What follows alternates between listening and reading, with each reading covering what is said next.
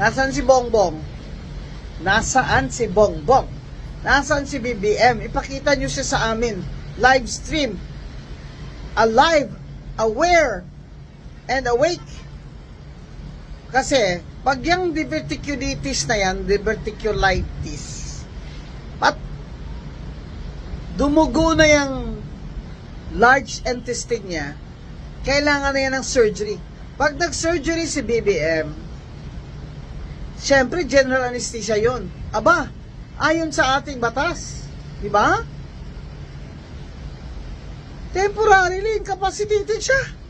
And if he's temporarily incapacitated, the Vice President assumes office, hindi ba? Pwede ba yun? Habang siya ay nasa operating table at unconscious siya, ay cabinet pa rin ang acting? Hindi naman pwedeng ganun. Kasi may constitution naman po tayo. Eh kung mamatay siya dyan sa operating table, pag unconscious siya dahil naka-under anesthesia siya, he is temporarily incapacitated and the Vice President must assume office. Bongbong.